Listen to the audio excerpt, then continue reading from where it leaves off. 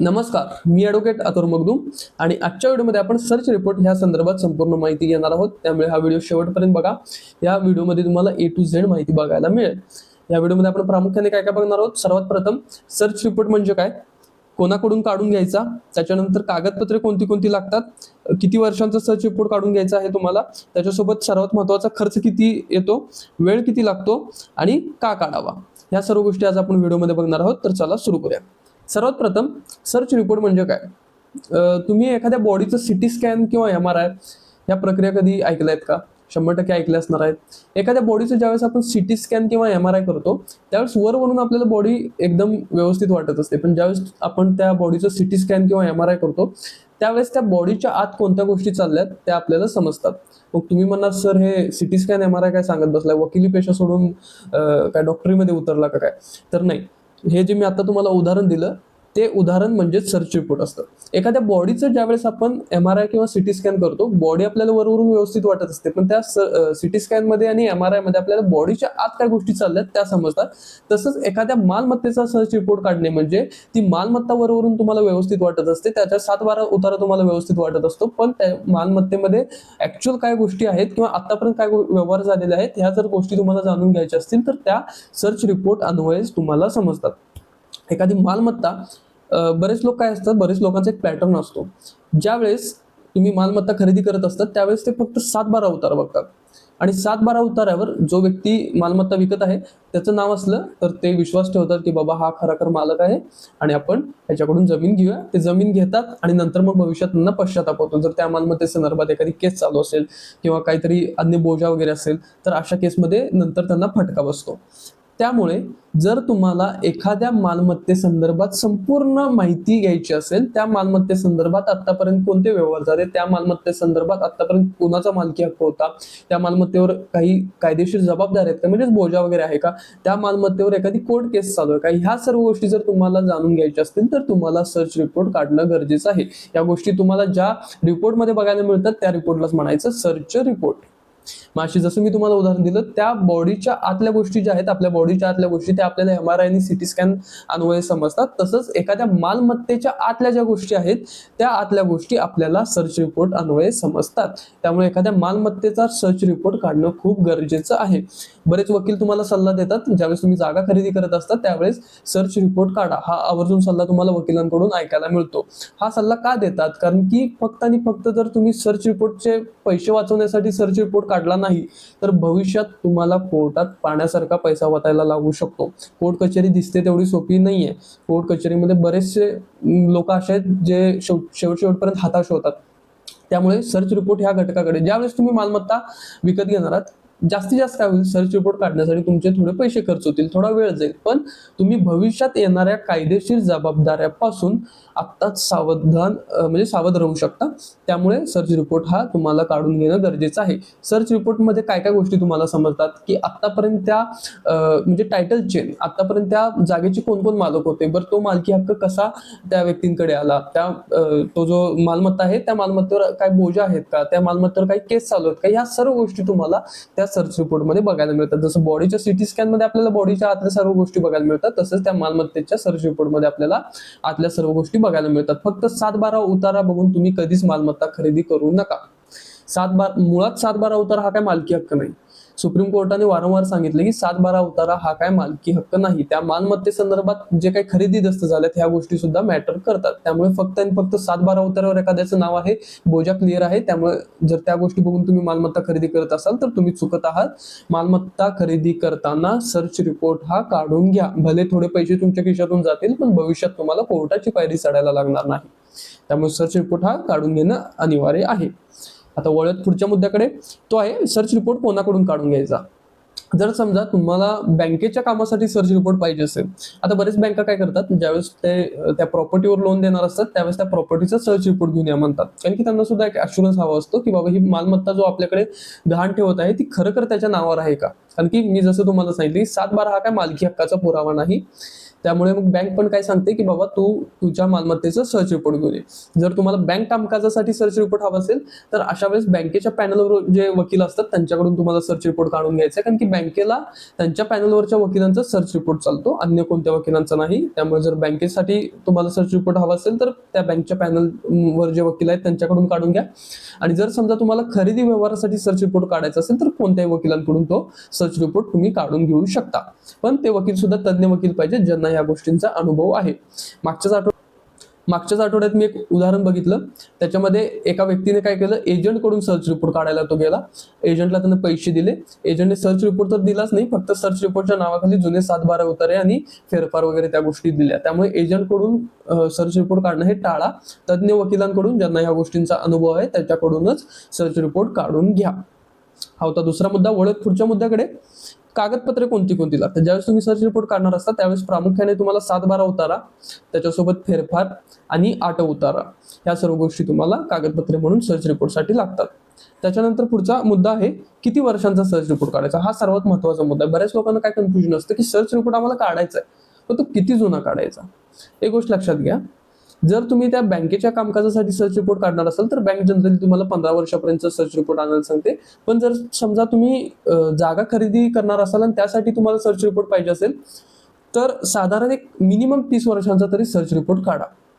तो एक safe side असतो. जर तुम्ही 30 वर्षापर्यंतचा जर सर्च रिपोर्ट काढला तर तो एक तुमच्याकडे सेफ साईड असतो.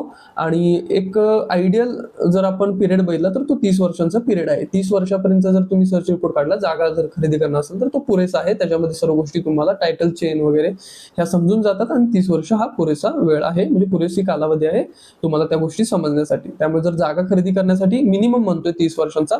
जर तुम्हाला आणखीन तुमची खर्चाची तयारी असेल तर तुम्ही 50 वर्षापर्यंत सुद्धा काढू शकता, पण एक 30 वर्षापर्यंत पुरेसा आहे.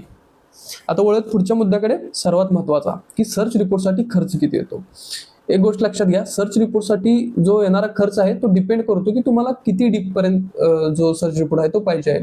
जर समजा तुम्हाला वरवरचा सर्च रिपोर्ट पाहिजे असेल तर साधारण 3 ते 5 हजार खर्च येतो. पण अगदी डीप 30, 50, 60 वर्षापर्यंत जर तुम्हाला सर्च रिपोर्ट हवा असेल तर त्याच्यासाठी साधारण एक 10,000 पर्यंत खर्च येतो. 10 ते 15,000. आता हे सुद्धा डिपेंड करते की तुम्ही कोणत्या वकिलांकडून सर्च रिपोर्ट काढून घेत आहात, त्यांचा त्या क्षेत्रातला अनुभव किती आहे, ह्या सर्व गोष्टींवर डिपेंड करतात त्या गोष्टी. पण एक साधारण जर वरवरचा सर्च रिपोर्ट असेल तर 3 ते 5,000 आणि अगदी डीप लेवलचा सर्च रिपोर्ट असेल तर त्यासाठी साधारण तुम्हाला 10,000 पर्यंत खर्च येतो.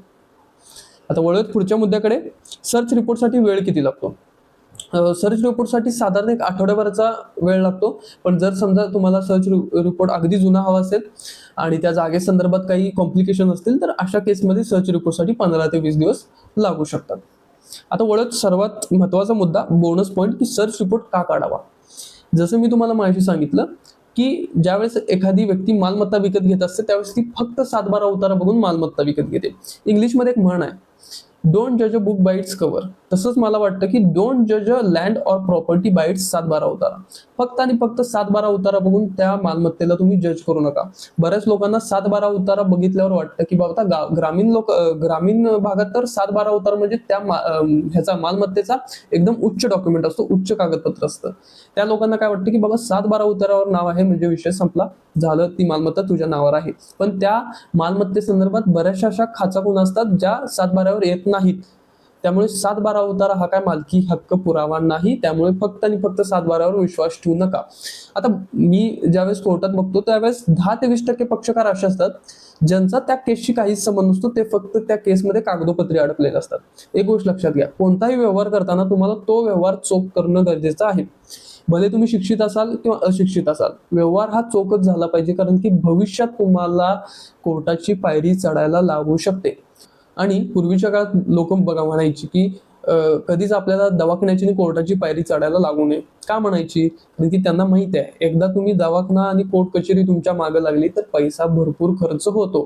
त्यामुळे भविष्यात पैसा घालण्यापेक्षा एकदा सर्च रिपोर्टसाठी 3,000 5,000 जो काही खर्च येतो तो घालून तुम्ही जागा विकत घेताना त्या जागे संदर्भात काही कोर्टात केस चालू आहे का, काही वाद नाही आहेत ना, ह्या सर्व गोष्टी बघूनच जागा खरेदी घ्या. आता मी उदाहरणावरून सांगतो. ए नावाची एक व्यक्ती आहे, त्याची वडिलोपार्जित मालमत्ता आहे आणि त्या वडिलोपार्जित मालमत्तेमध्ये 3 सहिस्सेदार आहेत. मग त्या पट्ट्याने काय केलं, वडील निधन झाल्यानंतर ते 3 सहिस्सेदार जे आहेत त्यांची वारस नोंद प्रक्रिया केलीच नाही, फक्त स्वतःची वारस नोंद प्रक्रिया करून 7/12 उतारावर नाव नोंद घेतलं. मग बी ला काय झालं, बी ला ए ची जमीन विकत घ्यायची होती, ती जी काय वडिलोपार्जित मालमत्ता आहे ती. मग बी ने ए ला विचारलं, ए म्हणला हो मी तुला ती मालमत्ता विकायला मी तयार आहे. त्यांच्यामध्ये तो काय असेल तो व्यवहार झाला आणि ए ने रितसर नोंदणीकृत करून मालमत्ता बी ला विकली. बी ने पण शहाण्यानं काय केलं, ए कडून मालमत्ता विकत घेताना फक्त 7/12 उतारा बघितला, 7/12 उतारा एचं नाव होतं आणि त्याने पण खुशी खुशाल जागा घेतली, नोंदणीकृत दस्त करून घेतला. बी ने त्या जागेच्या बदल्यात ए ला पैसे दिले. 2-3 वर्ष निघून गेली. त्याच्यानंतर एचे जे बाकीचे सहिस्सेदार होते, ज्यांचा वारसा हक्काप्रमाणे त्या मालमत्तेमध्ये हक्क होता, त्यांना ती गोष्ट समजली. मग त्यांनी काय केलं, कोर्टात वाटपाचा दावा दाखल केला. आता कालच मी वाटपाचा दावा संदर्भात व्हिडिओ अपलोड केलेला आहे. त्याच्यामध्ये मी नमूद केले की ज्यावेळेस तुम्ही वाटपाचा दावा दाखल करणार असतात त्यावेळेस जर तुमची वडिलोपार्जित मालमत्ता तुमच्या परमिशनशिवाय विकली गेली असेल तर ज्या व्यक्तीला विकली आहे त्याला सुद्धा तुम्ही प्रतिवादी करणं गरजेचं आहे. त्यामुळे ते जे सहिस्सेदार आहेत एचे, त्यांनी बी ला सुद्धा प्रतिवादी म्हणून करून घेतलं, कारण की करावंच लागतं, नाहीतर non joinder of necessary parties या तत्वाची बाधा येऊन तुमचा दावा रद्द होऊ शकतो. त्यामुळे त्यांनी बी ला सुद्धा त्या दाव्यामध्ये, वाटपाच्या दाव्यामध्ये प्रतिवादी केलं. आता एक गोष्ट लक्षात घ्या, इथं हा बी जो व्यक्ती आहे त्या व्यक्तीचा ह्या सर्व घटनेशी काहीच संबंध नाही. ए ने अन्याय केला त्या सहिस्सेदारांवर, पण बीचा ह्या घटनेशी दूरपर्यंत काहीही संबंध नाही. पण विनाकारण बी या कोर्ट कचेरीमध्ये अडकला गेला. का? कारण की त्याने व्यवहार करताना चोखपणा दाखवला नाही. जर त्याने त्याच वेळेस त्या मालमत्तेचा सर्च रिपोर्ट काढला असता किंवा त्या मालमत्तेची जर शहानिशा केली असती व्यवस्थित, तर त्याला कोर्टाची पायरी चढायला लागली नसती. एकदा तुम्ही कोर्टात तुमचं प्रतिवादी म्हणून नाव गेलं तर तुम्हाला कोर्टात हजर राहायला पाहिजे, वकील नेमायला पाहिजे, त्या सर्व गोष्टींसाठी खर्च आला. त्यामुळे ज्यावेळेस तुम्ही व्यवहार करता त्यावेळेस व्यवहार करतानाच डोळे उघडून व्यवस्थित व्यवहार करा. भले त्या व्यवहारासाठी थोडा वेळ लागेल, वकिलांच्या सल्ल्यासाठी तुम्हाला थोडे पैसे खर्च होतील किंवा सर्च रिपोर्ट ह्या सर्व गोष्टींसाठी पैसे खर्च होतील, पण ज्यावेळेस तुमचा तो व्यवहार पूर्ण होईल त्यावेळेस व्यवहार करतानाच असा करायचा की भविष्यात तुम्हाला कायदेशीर कोणती अडचण यायला नको. बरं बाबा, तुमची पैसे घालवायची तयारी नसेल, पैसे खर्च करायची तयारी नसेल, तर युट्यूब हे एक असं माध्यम आहे ज्याच्यामध्ये सुद्धा तुम्ही कायदेशीर प्रक्रिया जाणून घेऊ शकता. आणि आपलं जे चॅनल आहे त्या चॅनलवर मला वाटते मी सर्वच व्हिडिओ अपलोड केले, म्हणजे हक्क सोडपत्र असू दे, बक्षीसपत्र, मृत्यूपत्र, कुलमुक्त्यारपत्र, खरेदी त्या सर्व प्रक्रियांसंदर्भात आणि कोणती काळजी घ्यायची ह्या सर्व गोष्टींचा मी ऑलरेडी व्हिडिओ अपलोड केलेला आहे. त्यामुळे जर अगदी तुम्हाला तो खर्च वाचवायचा असेल तर तुम्ही युट्यूब या माध्यमावरून सुद्धा कायदेशीर बाबी जाणून घेऊ शकता. पण कायदेशीर बाबी जाणून घ्या. भविष्यात तुम्हाला जर कोर्ट कचेरीपासून सावध राहायचं असेल, कोर्ट कचेरीपासून लांब राहायचं असेल, तर तुम्हाला ह्या गोष्टी जाणून घेणं गरजेचं आहे. त्यामुळे सर्च रिपोर्ट का काढावा या प्रश्नाचं उत्तर तुम्हाला मिळालं असेल. बरेच हे युट्यूब हे असं माध्यम आहे ज्याच्यानुसार माझा हेतू आहे की हा व्हिडिओ जो आहे तो ग्रामीण भागातील लोकांपर्यंत पोहोचवा, जेणेकरून सर्वांना कळेल की बाबा मालमत्ता खरेदी करताना सर्च रिपोर्टचं काय महत्व आहे. सर्च रिपोर्ट जर तुम्ही काढला नाही तर तुम्हाला त्या मालमत्तेसंदर्भात ऍक्च्युली तो मालक जो तुम्हाला मालमत्ता विकणार आहे, ज्याचं 7/12 नाव आहे, तो मालक आहे की नाही ही गोष्ट सुद्धा एक सर्वात मोठा प्रश्नचिन्ह आहे. फक्त 7/12 उतारावर नाव आहे म्हणजे मालक होत नाही. त्यामुळे ह्या सर्व गोष्टी तुम्हाला सर्च रिपोर्टमध्ये समजतात.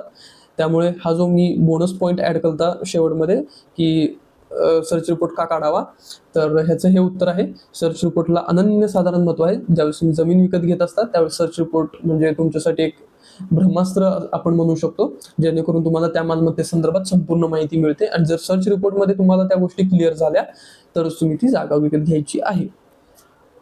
तर हा होता सर्च रिपोर्ट संदर्भात व्हिडिओ. मी आशा करतो तुम्हाला हा व्हिडिओ आवडला असेल. तरी काही शंका असतील तर तुम्ही कमेंटमध्ये विचारू शकता. धन्यवाद.